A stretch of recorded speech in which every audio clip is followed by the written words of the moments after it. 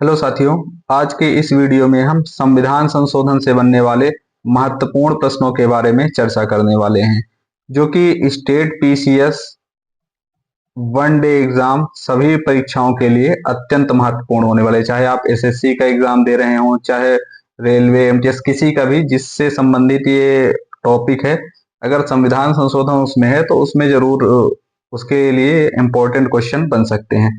साथियों, हमने पुराने वीडियो में संविधान संशोधन के ऊपर एक वीडियो बनाया था, जिसका कि पीडीएफ आपको अभी नहीं प्राप्त हुआ होगा। इसका पीडीएफ आज शाम तक इन एमसीक्यूज प्रश्नों के साथ इस टेलीग्राम चैनल पे अपलोड कर दिया जाएगा। तो आप इस टेलीग्राम चैनल को ज्वाइन कर लें, जहां पास आपको अपडेट और आने वाले जो भी सीरीज होगी उसके बारे में जानकारी मिलती रहेगी। अब साथियों, चलिए शुरू करते हैं अगले प्रश्न की ओर। हमारा पहला प्रश्न है, भारतीय संविधान के पहले संशोधन में किस अनुसूची को जोड़ा गया है? तो भारतीय संविधान के पहले संशोधन के माध्यम से किस अनुसूची को जोड़ा गया है? तो इसमें 9वीं अनुसूची को जोड़ा गया है। अब इस 9वीं अनुसूची को कब जोड़ा गया है? 1951 में, पहले संविधान संशोधन के द्वारा। इस अनुसूची में जो विषय रखा गया था वह यह है कि जो भी राज्य या फिर केंद्र सरकार कोई कानून बनाएगी इस 9वीं अनुसूची के अंतर्गत, तो उसे अदालत में या फिर उसे कोर्ट में चुनौती नहीं दी जा सकती, यानी इसे न्यायिक समीक्षा से बाहर रखा गया था। कौन सी? 9वीं अनुसूची को न्यायिक समीक्षा से बाहर रखा गया था। हमारा अगला क्वेश्चन है, संविधान के किस भाग एवं अनुच्छेद में संविधान संशोधन प्रक्रिया का उल्लेख किया गया है? तो संविधान के भाग 20 में और अनुच्छेद कौन सा है? अनुच्छेद 368 है, जिसमें कि संविधान संशोधन प्रक्रिया का उल्लेख किया गया है। जो हमने डिटेल में वीडियो बनाया है उसमें संशोधन प्रक्रिया जो होती है संविधान में, तो उसके बारे में हमने डिटेल से डिस्कशन करा है। तो उस वीडियो को अगर आप पहले देख लेंगे, उसके बाद एमसीक्यूज लगाएंगे, तो लगभग आपको अच्छे से चीजें क्लियर होंगी कि कहाँ संविधान संशोधन 3 प्रकार से किया जाता है और कब संविधान संशोधन 2 प्रकार से किया जाता है। अब चलते हैं हमारे नेक्स्ट क्वेश्चन की ओर। हमारा नेक्स्ट क्वेश्चन है, किस भारतीय संविधान संशोधन ने राष्ट्रपति के लिए संवैधानिक संशोधन विधेयकों पर अपनी सहमति देना अनिवार्य कर दिया गया था? तो 24वां संविधान संशोधन किया गया था, जिसके माध्यम से यह प्रावधान किया गया कि जो भी राष्ट्रपति होगा, जो भी हमारे देश का प्रेसिडेंट होगा, अगर संविधान संशोधन किससे जुड़ा हुआ है? संवैधानिक मामलों से जुड़ा हुआ है, तो उसे अपनी अनुमति देना कैसा था? बाध्यकारी बना दिया गया था, यानी उसे अनुमति देना ही पड़ेगा। साथ ही साथ 24वें संविधान संशोधन में एक ये भी प्रावधान रखा गया कि 13(2) में जो विधि शब्द परिभाषित है, तो अनुच्छेद 368 के तहत अगर कोई भी संशोधन किया जाएगा वो विधि नहीं माना जाएगा। किसके अंतर्गत? 13(2), अनुच्छेद 13(2) के अंतर्गत, जो कि किससे संबंधित है? फंडामेंटल राइट से संबंधित है। कहने का तात्पर्य यह है कि अगर 368 के तहत संसद कोई भी कानून बनाती है या फिर फंडामेंटल राइट में कोई भी संशोधन करती है, तो 13(2) के अंतर्गत वो विधि नहीं माना जाएगा, यानी कानून नहीं माना जाएगा। नॉर्मली आप चेंज कर सकते हो। अब चलते हैं अगले क्वेश्चन की ओर। हमारा अगला क्वेश्चन है, संविधान संशोधन कितने प्रकार से किया जाता है? तो साथियों, अगर देखा जाए तो कहीं पास आपको मिलेगा कि 2 तरह से संविधान संशोधन किया जाता है, कहीं पास मिलेगा 3 तरह से संशोधन किया जाता है। अगर क्वेश्चन नॉर्मली पूछता है कि संविधान में संशोधन कितने प्रकार से किया जाता है, तो आप आंसर 3 लगाएंगे कि संविधान में संशोधन 3 प्रकार से किया जाता है। किंतु अगर वही पास बात करें कि आर्टिकल 368 के तहत, अनुच्छेद 368 के तहत कितने प्रकार से संविधान में संशोधन किया जाता है, तो इसमें 2 प्रकार से संशोधन किया जाता है। अब 3 कौन से प्रकार हैं? 3 प्रकार, एक है साधारण बहुमत के द्वारा जो संशोधन किया जाता है, दूसरा है विशेष बहुमत के द्वारा जो संशोधन किया जाता है, और तीसरा होता है जो विशेष बहुमत तो है किंतु आधे से अधिक राज्य की जो विधानसभाएं हैं, आधे से अधिक राज्य विधानसभा का भी उसमें समर्थन चाहिए होता है। इसके बारे में हमने डिटेल से डिस्कशन करा है, जो हमने बताया ना कि जो वीडियो हमने बनाया हुआ है इसमें हमने डिटेल से डिस्कशन करा है, तो आप वहां जाकर के देख सकते हैं। तो इस क्वेश्चन का जो आंसर हो जाएगा वो बी हो जाएगा, यानी 3 तरह से संविधान में संशोधन किया जाता है। किंतु अगर आर्टिकल 368 के तहत पूछा जाएगा तो 2 तरह से किया जाएगा। उसमें विशेष बहुमत आता है और आधे से अधिक राज्यों की विधानसभाएं का सहमति। साधारण बहुमत को आर्टिकल 368 के तहत जो संविधान संशोधन किया जाता है उसको परिधि से बाहर रखा गया है। अब चलते हैं नेक्स्ट क्वेश्चन की ओर।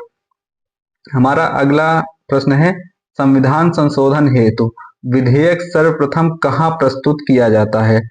तो आपको पता है कि संविधान संशोधन जब भी किया जाता है तो इस विधेयक को कहीं भी प्रस्तुत किया जा सकता है, यानी संसद के किसी भी सदन में प्रस्तुत किया जा सकता है, चाहे वह लोकसभा हो या फिर राज्यसभा। किंतु राज्य विधानमंडल में बिल्कुल नहीं पेश किया जा सकता, यानी संविधान संशोधन राज्य के द्वारा नहीं किया जा सकता, केवल केंद्र में संसद के द्वारा ही किया जा सकता है। अब इसमें एक अपवाद है कि जो भी धन विधेयक है इसे सर्वप्रथम कहाँ लाया जाता है? लोकसभा में लाया जाता है। और धन विधेयक को राष्ट्रपति की पूर्व अनुमति के द्वारा लाया जाता है। किंतु जो संविधान संशोधन विधेयक है इसमें राष्ट्रपति की अनुमति आवश्यक नहीं है, यानी पूर्व अनुमति जो राष्ट्रपति की है वो आवश्यक नहीं है, तो इसे संसद के किसी भी सदन में लाया जा सकता है।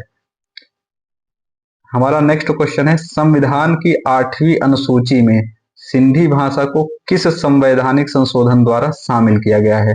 तो संविधान की 8वीं जो अनुसूची है वो किससे संबंधित है? वो भाषा से संबंधित है। तो ऐसे करके आप एक एक चीजें नॉर्मली आपको याद हो जाएंगी, तो नॉर्मली रिवीजन भी होता जाएगा। और जो सिंधी भाषा जोड़ी गई वो 21वें संविधान संशोधन के द्वारा जोड़ी गई है, जो कि 1971 में किया गया था। अब इसके पहले टोटल 14 भाषाएं थी, जिसमें से एक भाषा कौन सी जुड़ गई? एक भाषा जो ऐड हो गई वो थी आपकी सिंधी। और अब टोटल जो भाषाएं 21वें संविधान संशोधन के बाद हो गई थी वो टोटल 15 भाषाएं हो गई थी, 15 भाषाएं संविधान में हो चुकी थी। अगला हमारा क्वेश्चन है, देशी नरेशों या देशी रियासत के जो राजा रानियां हैं उनके प्रिवी पर्स और विशेषाधिकारों को किस संवैधानिक संशोधन के द्वारा समाप्त किया गया था? क्योंकि हम जानते हैं कि जब हमारा भारत बना था तो उस समय पे जो ब्रिटिश प्रांत थे इन्हें तो भारत में विलय कर लिया गया था, किंतु जो राजा थे या फिर जो देशी रियासतें थी तो ये इसमें आने से मना कर रही थी। रीजन ये था कि इनके जो विशेषाधिकार थे, इनके जो कर टैक्स वगैरह था, और अभी ये स्वतंत्र रूप से रह रहे थे, तो अब भारत के संविधान के अनुसार इन्हें चलना होगा, तो ये आ नहीं रहे थे। लेकिन बाद में इन्हें मिला लिया गया और इन्हें कुछ विशेषाधिकार दिए गए और प्रिवी पर्स यानी पैसे की कुछ मनी की कुछ गारंटीज दी गई कि आपको पैसा दिया जाएगा। किंतु कुछ समय बाद क्या किया गया, जब 26वां संविधान संशोधन पास किया गया और इसके माध्यम से कहा गया कि जो भी राजा लोग हैं या राजा रजवाड़े हैं उनके प्रिवी पर्स और विशेषाधिकारों को समाप्त कर दिया जा रहा है। तो ये 26वें संविधान संशोधन के द्वारा किया गया था। हमारा नेक्स्ट क्वेश्चन है, भारतीय संविधान में मौलिक कर्तव्यों को किस संविधान संशोधन अधिनियम में शामिल किया गया है? तो जो मौलिक कर्तव्य हैं फंडामेंटल ड्यूटीज हैं, इन्हें किस संविधान संशोधन के द्वारा जोड़ा गया है? तो इन्हें 42वें संविधान संशोधन के द्वारा जोड़ा गया है। साथियों, अब 42वां संविधान संशोधन अत्यंत महत्वपूर्ण हो जाता है। हमारे संविधान में बेसिकली कुछ संविधान संशोधन है जिन्हें बहुत ही ज्यादा इंपॉर्टेंस दी जाती है। एक हो गया 42वां, दूसरा हो गया 44वां संविधान संशोधन, 73वां संविधान संशोधन, 74वां संविधान संशोधन। ये अत्यंत महत्वपूर्ण संविधान संशोधन है। अब हम बात करते हैं 42वें संविधान संशोधन के बारे में। तो 42वां संविधान संशोधन 1976 में किया गया था और इस संविधान संशोधन को लघु संविधान भी कहा जाता है। अब इसके अलावा इसमें 3 शब्द जोड़े गए थे, 3 शब्द जोड़े गए थे। किसमें? प्रस्तावना में जोड़े गए थे। और ये 3 शब्द क्या थे? पहला शब्द था समाजवादी। पहला शब्द क्या था साथियों? पहला शब्द था समाजवादी। दूसरा शब्द क्या था? दूसरा शब्द धर्मनिरपेक्ष था। दूसरा शब्द क्या था? दूसरा शब्द धर्मनिरपेक्ष था। तीसरा शब्द क्या था? एकता और अखंडता थी। तो ये तीन शब्द जोड़े गए थे 42वें संविधान संशोधन के द्वारा। इसके अलावा जो हमारे देश की लोकसभा है और राज्यों में जो विधान सभाएं हैं, इनके जो कार्यकाल हैं, इनमें भी परिवर्तन किया गया था और कार्यकाल को 5 वर्ष से बढ़ा करके कितना कर दिया गया था? 6 वर्ष कर दिया गया था। इसके अलावा राज्य सूची के 5 विषयों को किसमें शामिल कर दिया गया था? समवर्ती सूची में शामिल किया गया था। ये सब किसके द्वारा किया गया था? 42वें संविधान संशोधन के द्वारा ये सब कुछ किया गया है। साथ ही साथ इस क्वेश्चन में का जो आंसर है कि मौलिक कर्तव्यों को, तो मौलिक कर्तव्यों को भी, फंडामेंटल ड्यूटीज को भी इसी के तहत जोड़ा गया था। क्योंकि जब फंडामेंटल ड्यूटीज को जोड़ा गया था, वो 10, उस समय पे टोटल फंडामेंटल जो मौलिक कर्तव्य थे वो 10 जोड़े गए थे, किंतु 86वां संविधान संशोधन किया गया था जिसमें 11वां मौलिक कर्तव्य जोड़ा गया था। ये इंपॉर्टेंट फैक्ट है जिन्हें आप नोट कर सकते हैं साथियों, 42वें संविधान संशोधन से संबंधित। अब चलिए बढ़ते हैं हमारे अगले क्वेश्चन की ओर।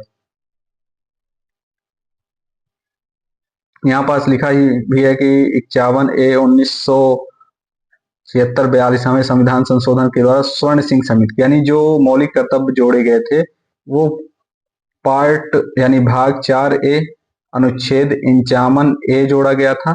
और किस समिति की सिफारिश पे? तो स्वर्ण सिंह, सरदार स्वर्ण सिंह समिति जो बनाई गई थी उसकी सिफारिश पे मौलिक कर्तव्यों को जोड़ा गया था। जैसा कि हमने बताया कि 86वें संविधान संशोधन के द्वारा एक और मौलिक कर्तव्य जोड़ा गया, जब जो कि वर्तमान में 11 हो चुके हैं। अब बढ़ते हैं अगले क्वेश्चन की ओर। हमारा अगला प्रश्न है, संविधान में किया गया कौन सा संशोधन भारत का लघु संविधान कहलाता है, जिसे वर्ष 1976 में राष्ट्रीय आपातकाल के दौरान लाया गया था?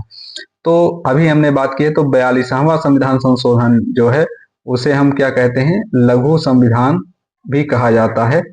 और इसे 1976 में, जब देश में आपातकाल लगा हुआ था, राष्ट्रीय आपातकाल, उस समय पे इसे पारित किया गया था। अब चलते हैं नेक्स्ट क्वेश्चन की ओर। हमारा अगला प्रश्न है, भारतीय संविधान में किस संशोधन द्वारा संपत्ति के मौलिक अधिकार को समाप्त कर दिया गया था? तो साथियों, हम जानते हैं कि जब हमारा संविधान बना था तो हमारे संविधान में जो फंडामेंटल राइट हैं वो टोटल 7 थे, जिसमें से संपत्ति का जो मौलिक अधिकार था ये भी हमें मौलिक अधिकार के रूप में प्रदान किया गया था। किंतु धीरे धीरे वाद विवाद हुआ और उसके बाद एक मौलिक अधिकार यानी संपत्ति के मौलिक अधिकार को कम कर दिया गया, और वर्तमान में जो हमारे संविधान में मौलिक अधिकार हैं वो टोटल 6 मौलिक अधिकार हैं। अब संपत्ति के मौलिक अधिकार को किस संविधान संशोधन के द्वारा समाप्त किया गया है? तो ये 44वें संविधान संशोधन के द्वारा समाप्त किया गया है। साथियों, अगर हम बात करें तो अब 44वें संविधान संशोधन 1978, इसके द्वारा जब इसे समाप्त किया गया तो इसे अनुच्छेद 300A या 300 में जोड़ा गया और इसे कानूनी या विधिक अधिकार बना दिया गया, कानूनी या फिर विधिक अधिकार बना दिया गया। इसके अलावा अगर अदर फैक्ट की बात करें साथियों कि अन्य क्या क्या चीजें 44वें संविधान संशोधन के द्वारा अन्य क्या क्या चीजें की गई, तो जो 42वें संविधान संशोधन में लोकसभा और राज्य विधानसभा का कार्यकाल 6 वर्ष किया गया था, अब यहाँ 6 से 5 वर्ष कर दिया गया अगेन, यानी अभी भी वर्तमान में 5 वर्ष ही हमारे लोकसभा और विधानसभा का कार्यकाल चल रहा है, तो इसे पुनः प्रतिस्थापित कर दिया गया। इसके अलावा हमने बात कर ही ली है कि आर्टिकल 31 को समाप्त कर दिया गया था और इसे 300A के तहत कानूनी या विधिक अधिकार बना दिया गया था।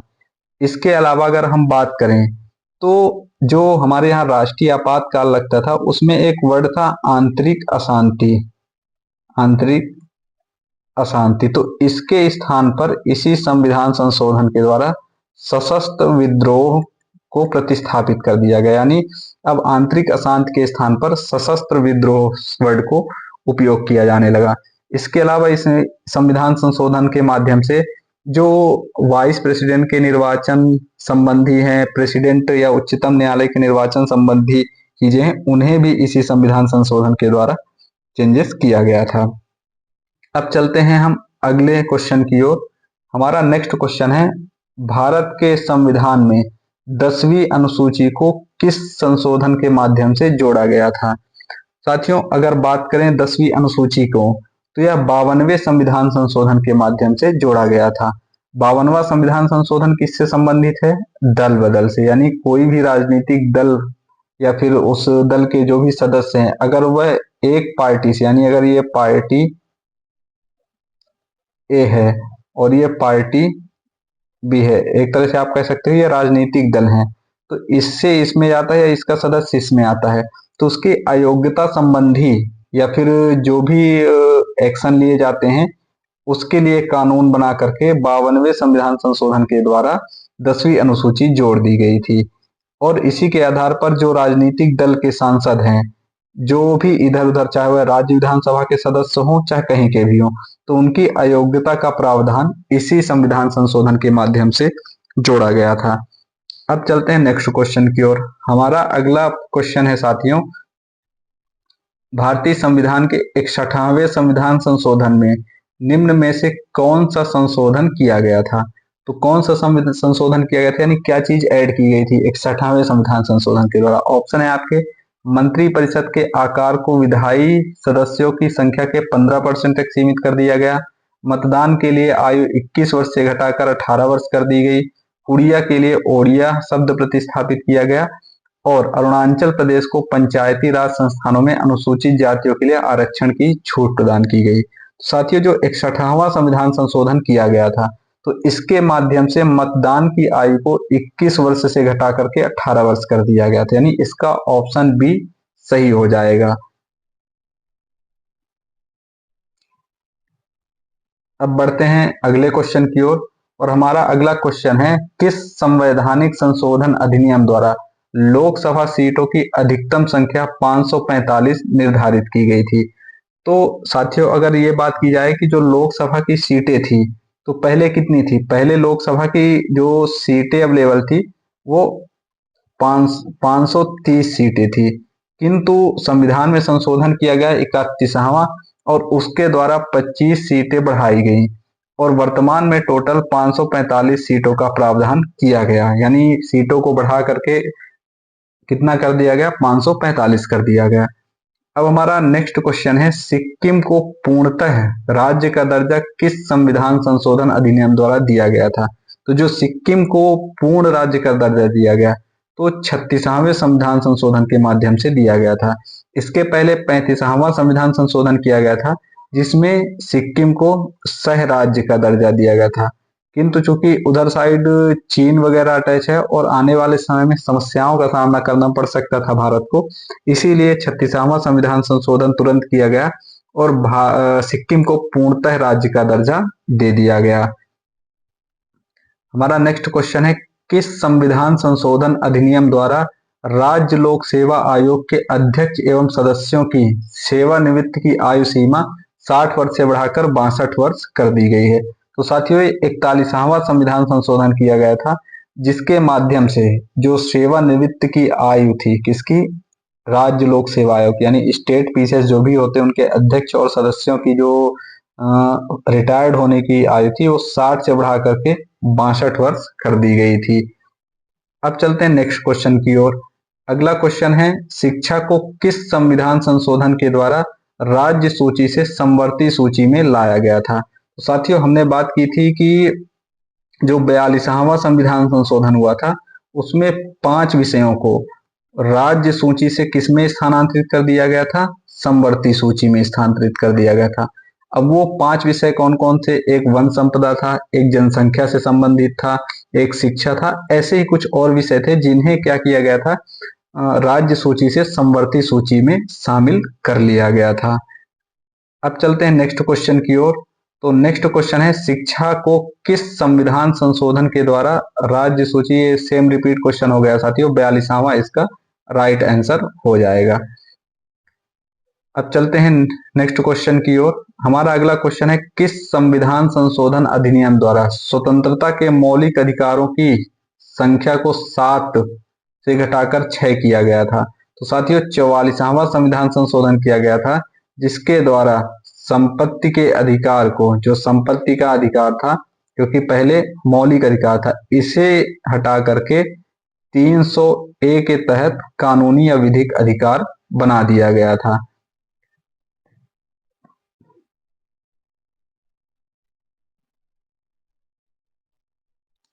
साथियों यहाँ पास ये गलत है, इसे हम हटा देंगे। ये 44वां संविधान संशोधन, लेकिन ये नीचे वाली लाइन ये गलत है, किसी अन्य क्वेश्चन की आ गई है। कार्यकाल हालांकि 6 वर्ष से घटाकर 5 वर्ष भी, सॉरी, कार्यकाल भी 44वें संविधान संशोधन के द्वारा ही 6 वर्ष से घटा करके 5 वर्ष किया था। सही है, सही है।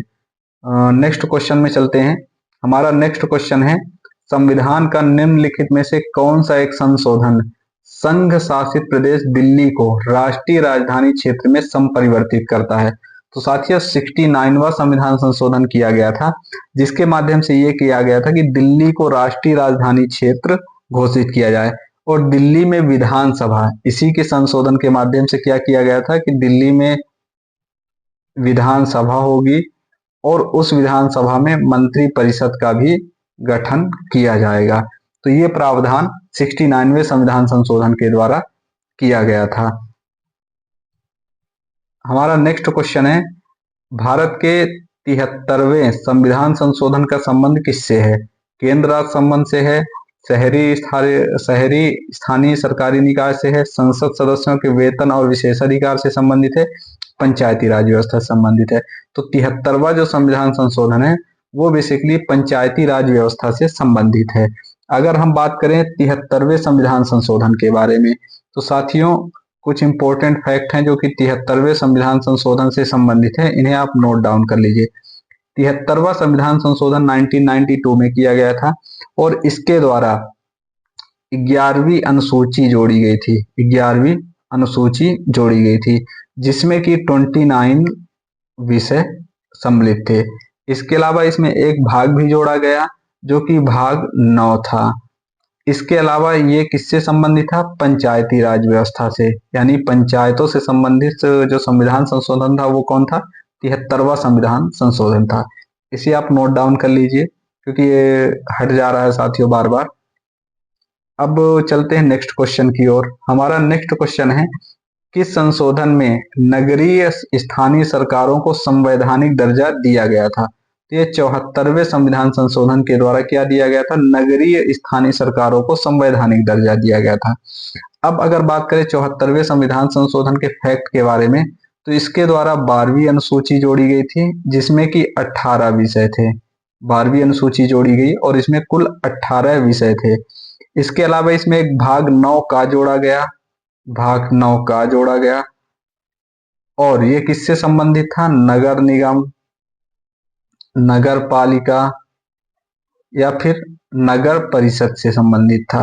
यानी अगर एक तरह से बात किया जाए तो जो 73वां संविधान संशोधन था वो पंचायती राज से संबंधित था और उसके द्वारा 11वीं अनुसूची जोड़ी गई थी जिसमें कि 29 विषय थे और भाग 9 जोड़ा गया था।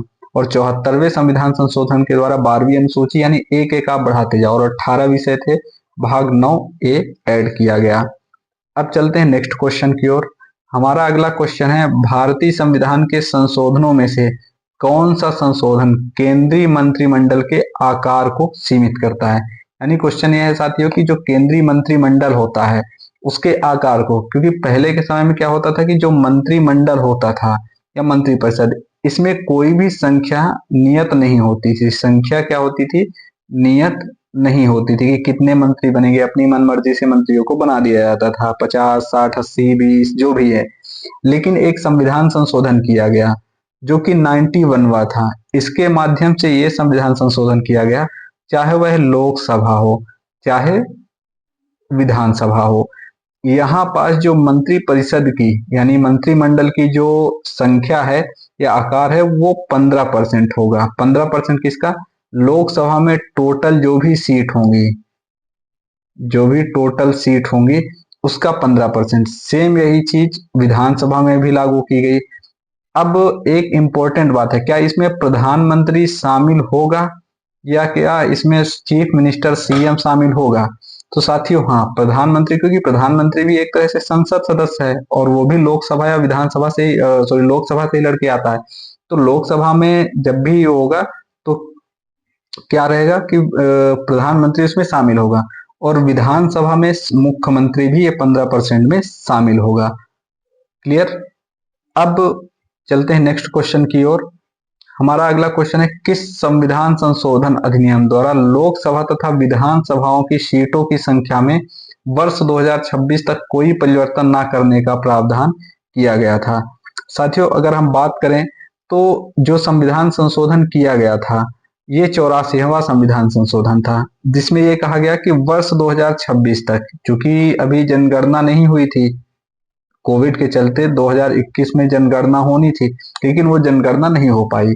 अब जनगणना के बाद ही परिसीमन किया जाता है और परिसीमन के आधार पर ही क्या किया जाएगा, सीटों को कम या ज्यादा किया जाएगा।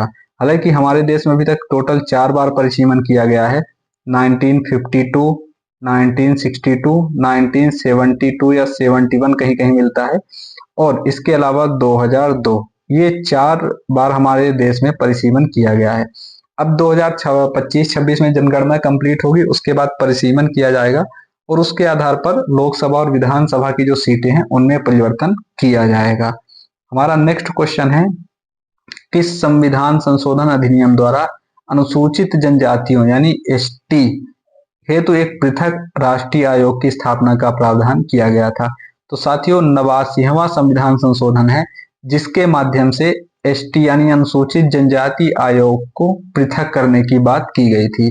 अब पृथक करने की बात की गई यानी इसके पहले ये आयोग बना रहा होगा। तो साथियों 65वां संविधान संशोधन किया गया था, 65वां संविधान संशोधन किया गया था, जिसके माध्यम से अनुच्छेद 338 के तहत क्या किया गया था, एसटी और एसटी आयोग बनाने की बात की गई थी, एसटी और एससी आयोग के गठन की बात की गई थी। और वहीं 89वां संविधान संशोधन किया गया जिसमें यह कहा गया कि जो अनुसूचित जनजाति एसटी आयोग है उसे पृथक किया जाएगा। अब चलते हैं नेक्स्ट क्वेश्चन की ओर। हमारा अगला क्वेश्चन है, संविधान अधिनियम में किस संशोधन के अंतर्गत शैक्षणिक संस्थानों में ओबीसी यानी अदर बैकवर्ड क्लास के लिए आरक्षण की बात की गई है? तो साथियों अगर बात करें ओबीसी के आरक्षण की बात तो यह संविधान संशोधन के 93वें संशोधन के द्वारा किया गया था।